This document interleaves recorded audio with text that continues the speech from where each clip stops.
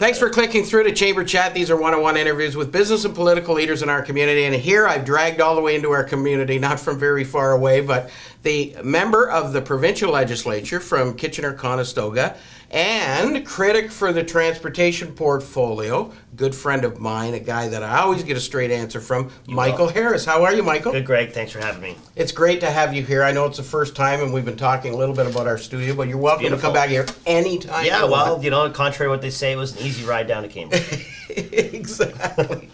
Well, you're here often anyway. Absolutely. We communicate quite a bit. We're working on a little project we're going to talk a little bit about later, but because we've been working on that so long, it's starting to get to be old news. But I look at it as a region. You know, Cambridge is a big part of the region, and I look at it as the region. So, absolutely, Cambridge is well, and there's no question about it. From a Chamber's perspective, you know, we work very closely with the Greater KW Chamber. Of course, that's in your area, and you know, we have a lot of synergies and important things to work on together to do what we all want to do, is heighten the level of our economies. Yeah, and a lot of your members obviously work and do business in Kitchener and vice versa. Or live in your riding. Absolutely, we're happy to have them. Michael, there's a few things I want to talk about. Now, I don't expect you to be nice to the provincial government because that's not your job. Well, but it is your job to be straight and represent the people of this region, and you have done so very well since 2011. Thank you. And we certainly appreciate the efforts that you've made on our behalf and businesses' behalf. But we've got a number of things coming forward right now that the provincial government has introduced, and they can do what they want. It's a majority government. Mm-hmm, they do have very little that we can really say. They have more seats than the rest of us, which makes them decide and pass their decisions. Yeah. Kind of, I hate to say dictatorship, but it seems like that sometimes. But anyway, we've got carbon tax that the Premier has just signed. Right. We've got ORPP, the Ontario Retirement Pension Plan, that's going to be put in force. If you own a business, you must contribute 1.9% of your salaries to a pension fund on behalf of your employees, and your employees have to cut their pay by 1.9% as well.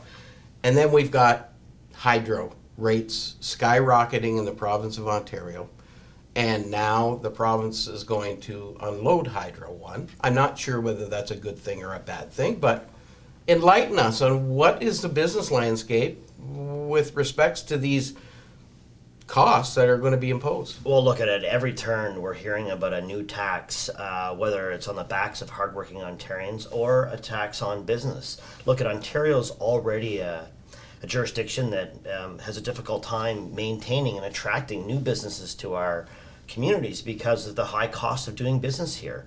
As you'd mentioned, the carbon tax. Look, we all know we need to do something to tackle climate change. But let's talk about exactly what that is. Well, a carbon tax, or a carbon tax. A carbon tax basically. We call it a carbon tax scheme. There's the cap and trade, which is no difference than a carbon tax. Look at, you either put a tax, you increase a tax on goods, or you increase the cost of goods. Either way, you're paying more. Right. So they're talking about it being a cap and trade, which is actually going to affect business. But they have no alternative but to pass it on to the consumer. Well, absolutely. Right? I mean, whether you're going to be at the pumps, and the Premier this week stated that there's a likelihood of at least 3 cents per liter. A manufacturers group came out this week and said it'll be a lot more. It'll be a lot heavier increase on gasoline than just 3 cents. But it's basically going to put a tax on emissions. Unfortunately, though, that this cap and trade system in Europe has been wrought with fraud, and you know what? We all know that the government is running a $10.9 billion deficit.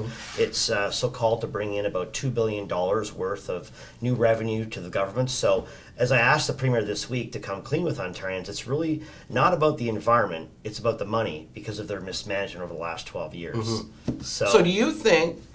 I guess my concern always is the whole concept on a cap and trade or a carbon tax, for lack of a better word. People understand that. We'll call it a carbon tax. Yeah, we have to. We will. Because that, in essence, is what it is. Absolutely. My only concern is when governments put this in, they should have a fund that goes directly in, and that the money from that goes directly to initiatives that reduce greenhouse gas emissions. Absolutely. You know, and Alberta has a similar model. It's called a tech fund. So, you know what? There's caps set on emissions, and if you go over, based on production. It's like so, a fine if you go over, right? You know what? It's paid towards a tech fund that will go towards bringing in new technologies to reduce emissions. I know you were just out there in Alberta. So, but here in Ontario, it'll go to general revenues. And we all remember the health tax that was brought in that was needed to go towards health care. But we know that's not where it directly goes. It goes to general revenues, and unfortunately, it's used for a lot of other different things. So, you know what? It's unfortunate that they're using the environment and doing something good As a tool to raise just money? simply raise revenue.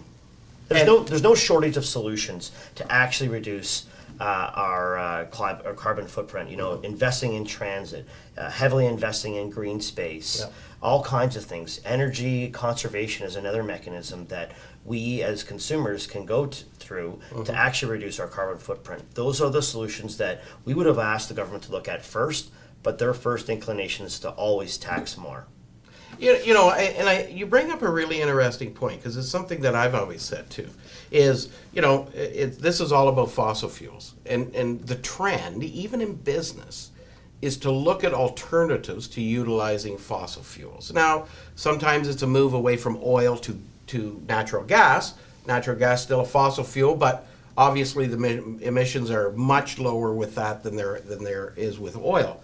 So in reality, with technology today, we're on the verge of seeing the electric car starting to make a real impact. Absolutely. In Ontario, we've gotten rid of the coal-fired hydroelectric plants. We're leaning more on alternative energy solutions as well as nuclear. Emissions are much, much lower. Don't you see a day that the natural evolution of technology is... It's not, and I don't want the greenhouse gas people emailing me and saying, you don't know what you're talking about. But isn't some of that going to naturally reduce our greenhouse gas emissions? Absolutely. And whether it's consumers or industry or business, they're constantly looking for ways to reduce their overall costs. And by finding alternative solutions through the use of technology, they're actually reducing their own emissions. You look at big manufacturers like Toyota and what they're doing with their own water and electricity use. So absolutely, they're doing their part. And they're competing on a national or a global stage. And so when Ontario introduces a carbon tax here on the backs of businesses and industry, they're putting our companies at a disadvantage in comparison to other jurisdictions. Quebec has a carbon cap and trade scheme, carbon tax, BC, now California, but a lot of the states that were part of this carbon cap and trade tax scheme backed out of it because it was going to put their industry, their businesses at a competitive disadvantage. And their economy in jeopardy. Now our folks in Ontario are going to be faced with that hit. Yeah, it really perplexes me. When you look at the grand scheme of things, Ontario, if you narrow it all the way down, we probably contribute about less than 0.5% of all of the greenhouse gas emissions in the world. Very true. There's no doubt, though, that we need to do our part. Oh, yeah, and we for can, sure. and we are, through the use of technology, investing in green space, investing in transit, all kinds of things. Energy conservation, these are all tools that will help reduce emissions. But our Liberal government at Queen's Park, their first inclination is to reach into your pocket and ask to pay more, thinking you're doing it in betterment of the environment, but really just simply feeding what I will call their spending addiction. I was talking to an individual the other day and said, well, it doesn't really matter. Yeah, that's about time that business started paying for the pollution they're doing. They don't really understand that business can't pay for it. So what business has to do is either find a way to eliminate that cost through scaling back, laying people off, moving their business out of Canada or out of this jurisdiction, or pass that price down to the consumer. So at the end of the day, we're all paying for this. Absolutely. People will pay more, or those jobs will leave for jurisdictions that don't have these carbon tax schemes in their jurisdictions. Simply said. It's a scary, scary thing. What about Hydro One? Well, look, at yesterday, the government announced two things. One was the 60% sale of an asset that Ontarians have owned for quite some time, Hydro One. You know what, and really you have to ask yourself, would they be doing this or selling Hydro One if next week they would be presenting a balanced budget? I say no, they wouldn't be. 3 years ago, we had a $9.2 billion deficit, then a 10.5. Now this year, we're up to $10.9 billion deficit.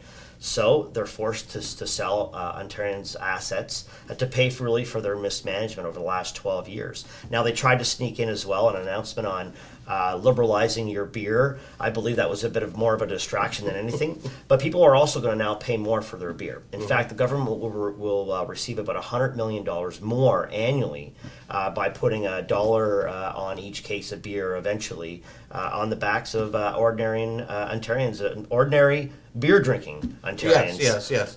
To just pay for their mismanagement. So what's the motive in all of these? Is the motive to actually create a better long-term environment for the community? And I'm talking about not the environment as in greenhouse gas. I'm talking about, is it better for Ontario or Ontarians in the long term, or is this purely to get This money? is a cash grab. Look, they say that the money that they're going to be using through the sale of Hydro One will be reinvested into the Trillium Trust and dedicated towards transportation and infrastructure spending. But that Trillium Trust, there's no obligation that money has to be dedicated and spent only on transportation and infrastructure. And I go back to the health tax. We're asked to pay more for health care, but that money goes to general revenues and is spent on anything. Same too will this sale of Hydro One. I believe it's $5 billion has to go towards the debt. There'll be additional $4 billion left over. It'll go into this Trillium Trust, but there's no guarantee it'll be spent on transit or infrastructure spending. So, this is a way to help them combat their mismanagement. They've got to. but they promised Ontario they're going to balance the budget. Well, obviously by 2017, 2018, it's going to be a difficult task. I mean, when you're actually increasing the size of the deficit and not moving it backwards towards 2017, 2018, I find it extremely challenging that they're actually going to get there. Look at this week on Tuesday, the federal government will balance their budget, provide relief for families, give them some of their hard-earned money back. Ontario going in the opposite direction. They're actually increasing the size of the Well, it's deficit. interesting. We had Gary Goodyear at a breakfast this morning, and he said, the easy thing to balance a budget is to raise taxes. Absolutely. The tough thing is to make tough decisions. Sure, and they have, but in Ontario, they're actually doing both. They're actually increasing the size of the deficit and actually raising your taxes. Last year, anybody that made over $150,000 saw an increase in their taxation. Here we're seeing a carbon tax. We've got a pension or a payroll tax coming on the backs of businesses and hardworking Ontarians. We've now got a beer tax. And hydro rates are going to get more expensive because of the sale of Hydro One. Absolutely, they're going to go through the roof. We're already told they're going to be up 42% over the next few years as it is, or over the next decade. Yeah. Hydro rates will continue to go up. And I'll tell you, it's a big factor in when you look at the climate of Ontario for attracting new businesses or even keeping the ones that we have. Now, we don't want to name the large employer. You talked about the pension plan coming along, ORPP. I don't want to mention the manufacturer, but there's a large manufacturer in Ontario who you say is going to have great difficulty implementing this. I think small, medium, and large businesses, and including the one I spoke of, are going to have a difficult time with this new ORPP. Basically, 1.9% of their payroll will be diverted to a new pension scheme here in the province of Ontario, but they're also asking employees to deduct 1.9%, mimicking the CPP, but its own Ontario pension plan by 2017. Look, there are no shortage of tools that Ontarians can use to save for their retirements. Tax-free savings accounts, pooled pensions, RRSPs, all kinds of tools to do this. But our government believes that they know best. And in cases of large employers, this is going to be a significant cost to them. There's also the question of, okay, I already provide a pension plan for my employees. Is that going to be enough for me to opt out of this one? Those answers haven't been given to employers yet, so they're basically forecasting on a 1.9% hit. I've talked to several small employers, and they said, "Look, that'll be the raise. There'll be no raises given out, and that'll be simply you take 2% of your payroll, and I'm gonna chop my payroll because I've got to find it somewhere." Yeah. So there'll be less employees. I have members of our chamber who are saying, "Greg, I can't afford any of it," and my employees, in essence, are going to have a 4% pay cut when that comes in. It's either that or the payroll has to shrink, so jobs will be lost. So, they just don't have any choice. Margins are so thin now because you know, a lot of the businesses in the Waterloo region are tier 2 or tier 3 suppliers. Yeah. You know, those tier 1 suppliers that they're dealing with are forcing their hand because the end customer is forcing that tier 1 supplier to reduce their costs. And hydro rates going up and carbon tax coming on and ORPP and all of those things are just making it more and more difficult for tier 2 and tier 3 employers. We're no longer competing with folks only in Ontario. We're competing against the U.S. states, the Chinas, the Taiwans. I mean, these jurisdictions are not straddling their businesses or industry with these additional costs. No. And it's simply making... And we don't want to have low-paying jobs. You know, we want to have good paying. But we want jobs. But we want jobs, absolutely. Speaking of that, this past week, as you well know, there was an announcement out that Toyota is going to be manufacturing its Corolla in Mexico. What was interesting, while that announcement was made, I was in the United States at a board meeting for the Association of Chamber of Commerce Executives. Of course, most of them are from the U.S. There's a couple of us from Canada. But all of them were complaining to their government and saying, why didn't we get the billion-dollar investment from Toyota to build Corollas in the U.S.? It went to Mexico. Mexico is now the 8th largest auto manufacturer in the world. By 2020, they'll be the 6th largest manufacturer. Everybody is migrating there because of the policies around, well, and to be honest with you, they have 44 countries that they can freely trade with. Yeah. They have way more than anybody else.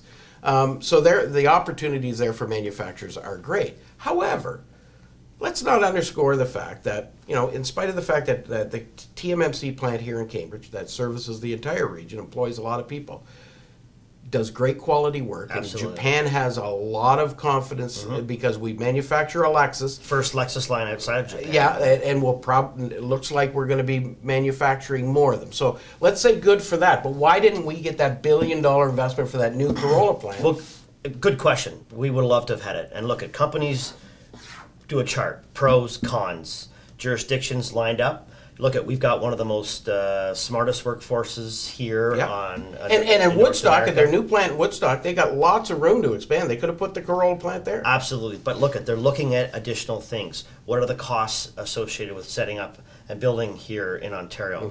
You know, at high costs in hydro rates.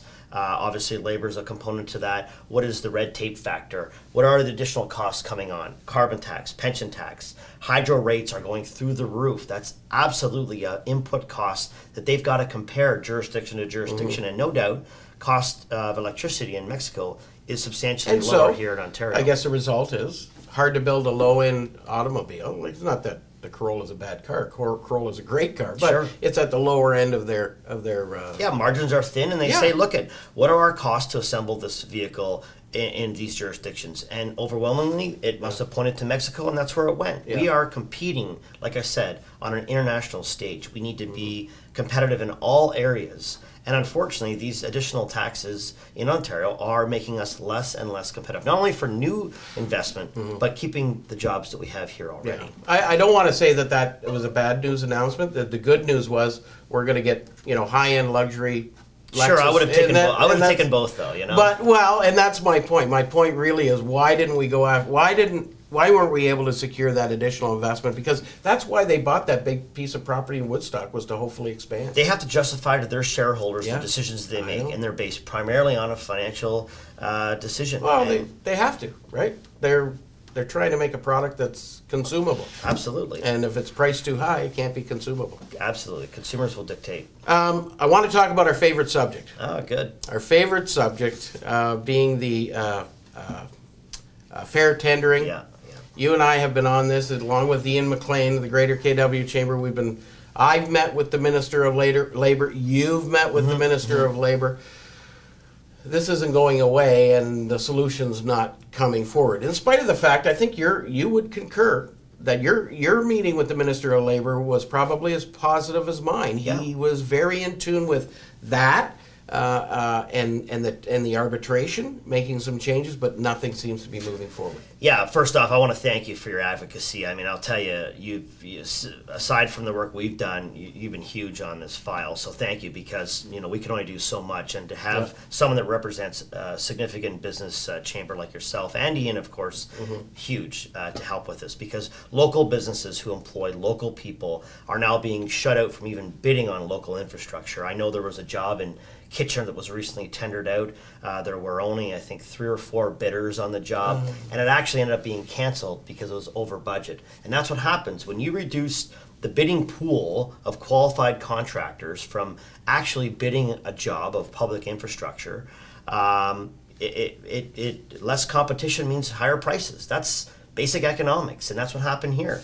So, infrastructure will go up if the project has to proceed, and local contractors and their employers are going to be or employees will be shut out. Now, look, I tabled a bill last session to fix this. It was defeated by the Liberals and the NDP. I came back this session. I was thankful to be reelected, this being still a significant issue of mine. I met with the minister and I said, Minister, dial the heat down a bit, give you a year and a bit to come back with a solution to fix this. Obviously, the reality is they have a majority government. They have more seats than us. So let them come up and find a solution that can work for them.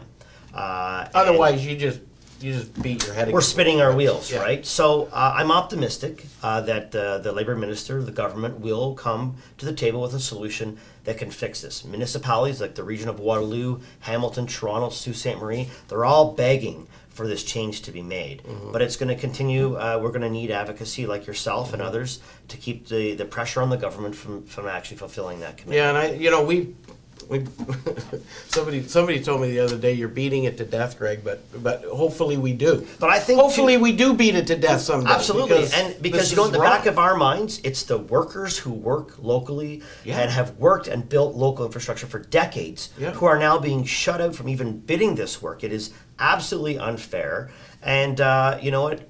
Taxpayers and ratepayers will actually realize the cost of this down the road when they say or when they hear that their neighbor can't work on local infrastructure anymore. Therein line. How many construction companies do you know in the region of Waterloo who can actually tender on some of those jobs? Very, very, very few of them. That's right. And so, the long-standing companies here.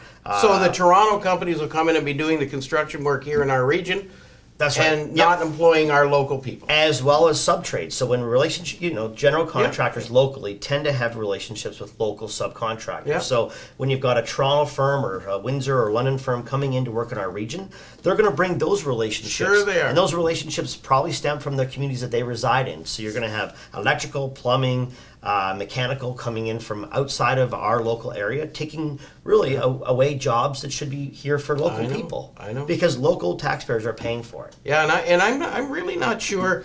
I think a lot of these things with government kind of fly over people's heads because it gets so confusing and complex. But to really narrow this down and to make it plain and simple, it's that if a municipality has a relationship with a specific, let's not name the union, has a specific relationship with the carpenters union. It's fine. It's what it is. It is what it is. Yeah. And then the only companies that can tender on the work are companies who also have a relationship with that carpenters union. Yeah, absolutely. It's not about being unionized. This has got nothing to do with just union. No. This is one specific union. Yeah, it's like taking 10 people in a room with all the same qualification, but you know what? 2 of them have a red shirt, and they're like, okay, today we're only going to have the red shirts participate. Yeah. You 8, just because you have a blue T-shirt on means that you can't participate. That's in essence what they're saying here, and they're shutting out local contractors. And that's just not fair. The provincial government doesn't even operate that way. Well, no, I mean, their tendering practices would allow Are wide open. anybody that's qualified. Look, Yeah. you've got to meet the criteria to actually bid on these jobs. You can't have, Joe's whatever bidding on a $100 million job. And I'll tell you, our region is about to enter into a significant contract to build wastewater infrastructure treatment plant work. Hundreds of millions of dollars. What's 1% added cost to that? What's 5% on $200 or $300 million? That's significant. If we're lucky increases. that it is only 1 or 2%. So, I mean, that's arenas. That's significant infrastructure that we're paying for because we've less And so competition. we're either going to pay more for these projects, the taxpayers, because the region doesn't make its own money. No. We're filling that pot. We're either going to pay more for that stuff, or we're not going to get it because it's unaffordable. Absolutely, absolutely. That's it. That's simply it.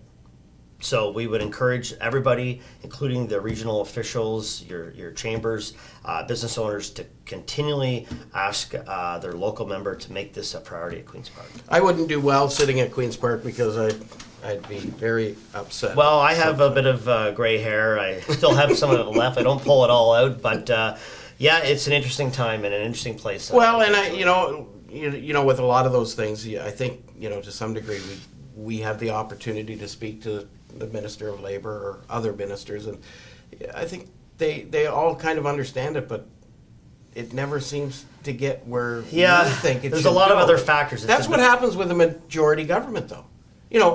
I'm a big fan of majority governments because I think, well, at least something's going to get done. However, when we see a majority government come in and just do whatever they want to do without regard for doing the right things, sometimes it could be a real problem. Yeah, I enjoyed the minority. I mean, I think that there were issues that we brought forward that were perhaps more controversial, that got more attention and had a likelihood of actually being solved. In a majority, when they sell hydro one day, they try to distract you the same day by saying we're going to liberalize your beer, and people follow that bird, So it's what happens. It's unfortunate, but that's why I'm thankful to be back at Queen's Park, because I will not let the government forget about this important topic. Attaboy. We like that. We like to hear that. Michael, it's been great to have you in. I wanted to talk to you about LRT and rail and investment in the infrastructure, but let's do it again. Sure. So that we can talk about those important things and anything else that's on the agenda at the time. Thanks for coming in all the way from...